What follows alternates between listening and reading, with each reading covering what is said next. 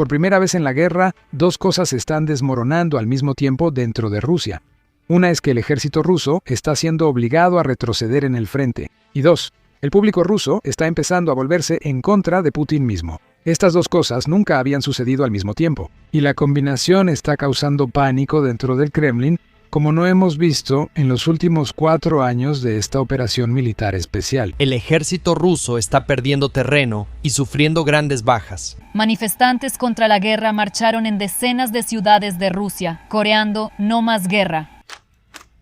Vladimir Putin prepara a su ejército para represalias contra Ucrania tras un ataque con drones. Hace solo unos días, Vladimir Putin lanzó uno de los ataques más grandes de toda esta guerra contra la ciudad de Kiev. Más de 50 lugares fueron atacados con 90 misiles y 600 drones. El Kremlin dice que fue una represalia por un ataque ucraniano que ocurrió unos días antes. Pero este video en realidad no trata sobre ese ataque ruso. Porque si vemos a qué estaba apuntando realmente Rusia, qué misiles usaron y la llamada telefónica que Vladimir Putin hizo justo después del ataque, queda claro que este ataque ruso no tenía nada que ver con una estrategia militar. Era un mensaje. Y en realidad no era un mensaje para Ucrania. Era un mensaje para Estados Unidos y Europa, dos de los mayores aliados de Ucrania. Así que en este video quiero explicar 3 cosas. 1. Vladimir Putin está entrando en pánico en este momento. Así que ¿por qué exactamente está entrando en pánico? ¿Qué es lo que realmente se está desmoronando dentro de Rusia? ¿Y por qué eligió este momento específico y este misil específico para enviar este mensaje a Occidente? Porque ver todo esto nos dirá exactamente cómo Rusia planea escalar esta guerra a continuación y la advertencia que Vladimir Putin está tratando de enviar al resto del mundo. Para entender por qué Vladimir Putin está en pánico ahora, debemos comenzar con lo ocurrido el 21 de mayo hace unos días. Porque por primera vez en esta guerra, Ucrania logró un ataque que realmente sacudió al alto mando ruso. Y no fue donde uno esperaría. Este no fue un ataque que ocurrió en Moscú. Ucrania envió una oleada de drones al interior de Lugansk, una región de Ucrania, en el este de Ucrania, que Rusia ha controlado desde 2014. El objetivo era un edificio universitario, pero no lo usaban estudiantes, sino que servía como cuartel temporal para la unidad rusa Rubicon. Lo importante de Rubicon es esto. Rubicon es la unidad élite de drones rusa que hizo retroceder a las fuerzas ucranianas de la contraofensiva de Kursk en 2024. También trabajaron junto a las tropas norcoreanas para lograrlo en territorio ruso. Y además de eso, han estado causando problemas a las fuerzas ucranianas en las líneas del frente desde que fueron creados. Todo esto para decir que los de Rubicon son buenos, tal vez incluso muy buenos, que es exactamente la razón por la que los ucranianos los han estado cazando durante meses, tal vez incluso años. En noviembre de 2025, cubrimos un ataque a lo que se suponía que era otra base de Rubicon. Sin embargo, este ataque fue más grande y mucho más impactante. Según el SBU, mataron a más de 100 miembros de Rubicon, atacaron un depósito de municiones, destruyeron un sistema de defensa aérea, un puesto de mando y dañaron una refinería de petróleo. Parece que cada vez que Ucrania lleva a cabo un ataque, una refinería de petróleo rusa queda fuera de servicio. Pero aquí es donde las cosas se ponen interesantes. Para Putin, este ataque fue definitivamente doloroso. Pero también le dio algo que necesitaba desesperadamente. Un tema de conversación o asunto para desviar la atención pública, incluso mundial. Como dije antes, Rubicon operaba en un edificio universitario. Por eso, tras el ataque, el Kremlin presentó la historia como si los ucranianos atacaran a estudiantes universitarios. Convocaron una reunión de emergencia del Consejo de Seguridad de la ONU por el ataque. Lo llamaron crimen de guerra y pidieron responsabilizar a Ucrania. Ahora, por supuesto, nadie realmente tomó en serio esta reunión, pero sí quiero leerles la respuesta de Dinamarca, porque esto tiene que ser una de las mejores cosas que he visto. Échenle un vistazo. Dinamarca dijo: si siguiéramos la lógica de las convocatorias de Rusia para hoy, necesitaríamos el doble. Reuniones diarias de emergencia del Consejo de Seguridad, incluso los fines de semana, solo para rozar la superficie del terror, la muerte y la destrucción que Rusia ha causado en toda Ucrania. Estoy seguro de que Putin no le gustó ese comentario. Pero sobre esta narrativa de crimen de guerra, ese nunca fue el punto del Kremlin. El objetivo era darle a Putin una justificación para sus próximas acciones. Para entender por qué necesitaba esa justificación, debes saber qué ha pasado en Rusia en las últimas semanas. Verás, ese ataque a Rubicon fue malo, pero no fue la peor noticia que Putin ha recibido recientemente. La peor noticia venía de los propios rusos. Por primera vez en 4 años, los rusos empiezan a oponerse abiertamente a Putin y a la guerra que inició. Seré honesto antes de entrar en los datos. Sé que las encuestas rusas no son algo en lo que se pueda confiar. Son muy abiertamente manipuladas. Las encuestas independientes o incluso los medios independientes simplemente no existen dentro de Rusia. Cualquier medio que se consideraba independiente fue rápidamente eliminado después de que comenzó la invasión en 2020, así que eso es algo que debemos tener en cuenta. Pero ahora que sabemos que las encuestas están manipuladas, aquí está lo realmente sorprendente. Incluso estas encuestas manipuladas muestran que la aprobación de Putin está bajando. Ahora es menos popular de lo que era hace un año, y ahora es menos popular de lo que era cuando comenzó esta guerra. Así que piensen en eso. Cuando ni siquiera tus propias encuestas de propaganda pueden aumentar tus números, definitivamente algo se está rompiendo dentro del país. Así que veamos quiénes son realmente los que están haciendo las críticas. Porque, como ya hemos mencionado antes, las críticas no vienen de las personas que uno esperaría. No son disidentes, defensores de la democracia, ni voces pro-occidentales en Rusia. Todos ellos fueron obligados a irse. Las críticas en este momento, en realidad vienen de blogueros militares rusos y, por supuesto, de nacionalistas rusos. Estas son las personas que estaban completamente a favor de esta guerra cuando Putin la inició. Ellos apoyaron la invasión de Ucrania. Querían que Ucrania fuera parte de Rusia. Ahora que la guerra no va como esperaban, y adivina qué, culpan a Putin. Te leeré un par de declaraciones. Aquí hay una de un bloguero de guerra ruso que habla sobre la situación y el ambiente en Rusia. La población, enfrentándose a una realidad sin acceso a Internet, se está desmoronando silenciosamente. Este descontento de puertas adentro se está acumulando, y la esperanza del enemigo es que eventualmente estalle y produzca el resultado que esperan tan pacientemente en Occidente. Ahora, les concedo eso. Esa fue una manera muy diplomática de decir que la gente dentro de Rusia no está feliz. Pero no todos son tan diplomáticos. Echen un vistazo a esta siguiente declaración. Esta declaración es de un bloguero de guerra ruso. Putin todavía no se ha dirigido al pueblo ruso hoy, después de que las Fuerzas Armadas ucranianas llevaran a cabo el mayor bombardeo desde la Gran Guerra Patria. Es decir, la Segunda Guerra Mundial atacando la capital del país, Moscú. Toda la élite está fingiendo que no ha pasado nada. Algunos tienen demasiado miedo para salir de sus búnkeres y otros no quieren llamar la atención durante la guerra apareciendo en público. Quizá deberíamos preguntarnos por qué necesitamos un presidente que teme estar con su pueblo en una guerra que él inició. ¿Acaso no sabe cómo ganarla, cómo terminarla, cómo salir de ella?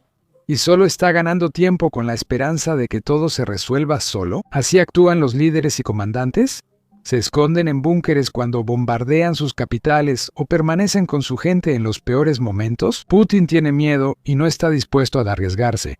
Por eso no visita Belgorod, Kursk, Tuapse ni Crimea. Putin teme aparecer en la Plaza Roja tras el 9 de mayo sin garantías de seguridad de Trump. Así que si le tiene miedo a todo, tal vez debería hacerse a un lado y dejar que otros tomen su lugar. Aquellos que no le temen a las balas ni a los desafíos históricos. Definitivamente es una declaración impactante. Algo que no hubieras esperado escuchar de Rusia hace apenas unos años. Ahora, quiero dejar otra cosa clara, porque sé que algunos de ustedes probablemente ya se fueron a los comentarios y a punto de quejarse. Por supuesto, una declaración como esta no significa que Putin vaya a ser derrocado mañana. Tampoco significa que haya un golpe de Estado en camino muy pronto. El golpe de Prigozhin surgió de la nada, así que nunca se sabe, pero la probabilidad de que pase ahora es muy baja. Sin embargo, este es un nacionalista pro-guerra, alguien que apoya esta invasión a Ucrania.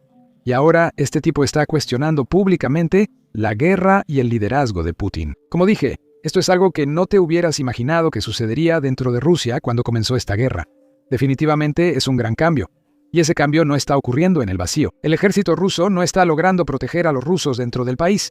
Y también está fallando en las líneas del frente. Déjame mostrarte a qué me refiero. Mira este mapa. La ciudad que ves es Rostov del Don, uno de los principales centros logísticos usados por Rusia en esta invasión. Ahí se preparan los suministros para los frentes del sur antes de enviarlos en camiones. Y la carretera que conecta Rostov del Don con Crimea, esa autopista que ves bordeando el mar de Azov, bueno, esa es básicamente la principal línea de suministro que mantiene viva a Crimea. Desafortunadamente, esa línea de suministro se está volviendo muy peligrosa, porque en las últimas 2 semanas, Ucrania ha convertido esa autopista en una zona de muerte.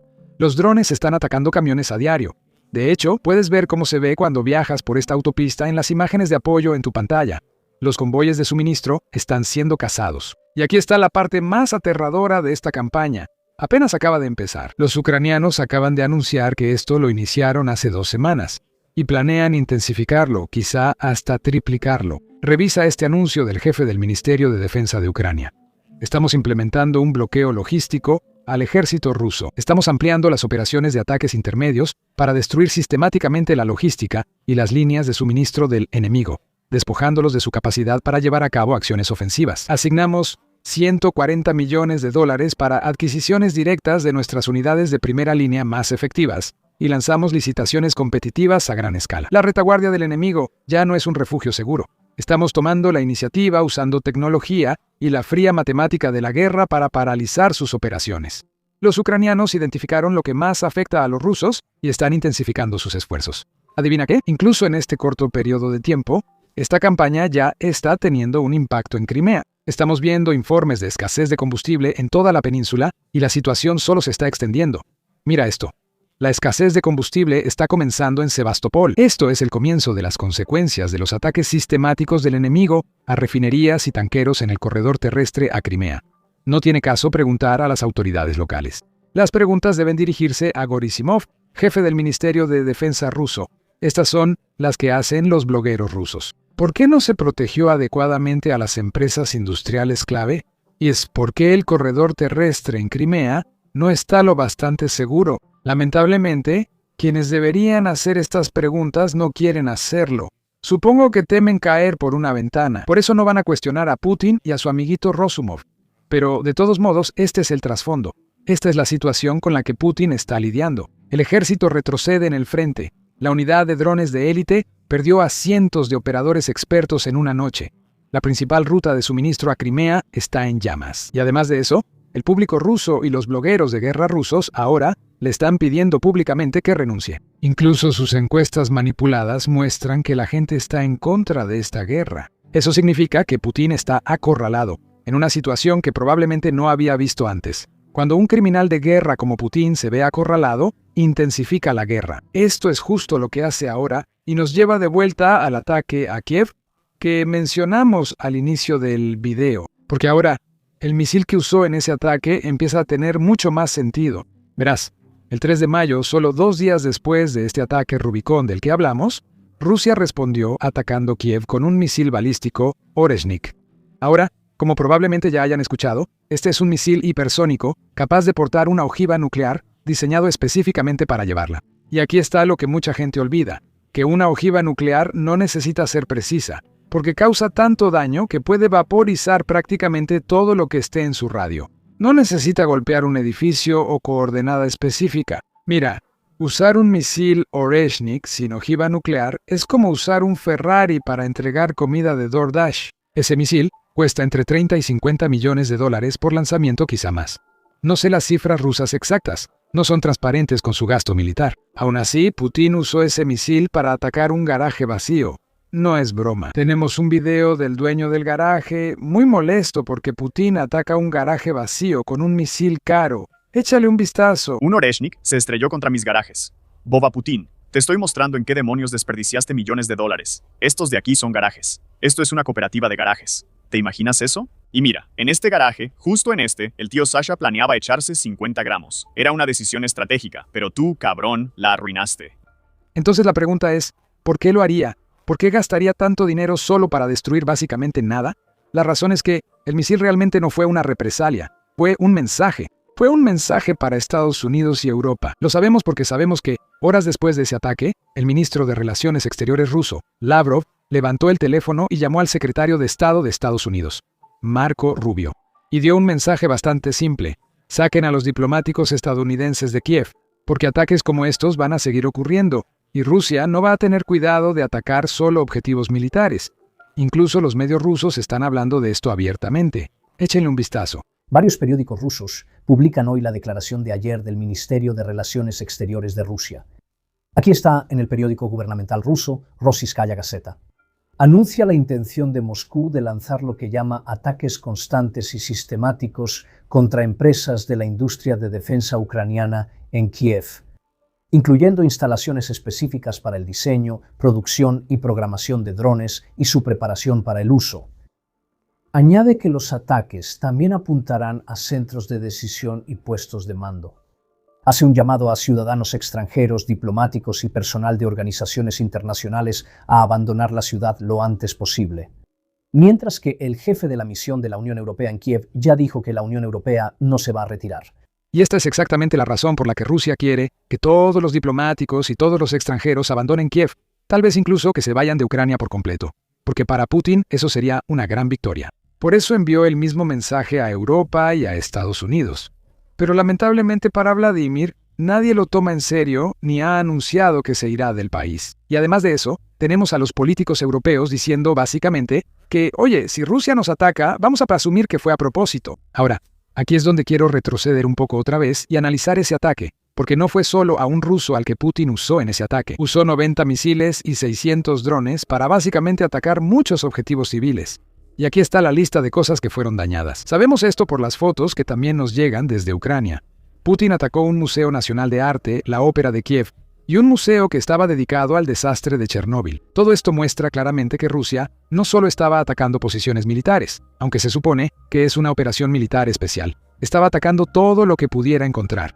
Lamentablemente, Rusia ataca con mayor facilidad objetivos civiles que militares, ya que estos últimos están protegidos. Rusia esperaba que el ataque hiciera que diplomáticos extranjeros dejaran al menos Kiev y quizás se trasladaran a una ciudad occidental para instalar allí la embajada. Sin embargo, todos se negaron. Aquí es cuando el viejo presidente borracho de Rusia se enoja en público. Mira su declaración. La Unión Europea afirmó que mantendrá su presencia diplomática en Kiev pese a las advertencias de Rusia. Al parecer, tienen diplomáticos de sobra y buscan reducir personal. Ahora, este tipo ha estado faroleando durante toda esta guerra, así que dudo que Rusia vaya a empezar a atacar diplomáticos. Pero aún así, el simple hecho de que estén advirtiendo a los diplomáticos nos dice un poco sobre lo que realmente busca Rusia, y eso solo significa que esta guerra va a escalar aún más. Ucrania ya ha visto esta historia antes. Cada vez que Rusia siente presión en el frente, ataca a civiles ucranianos.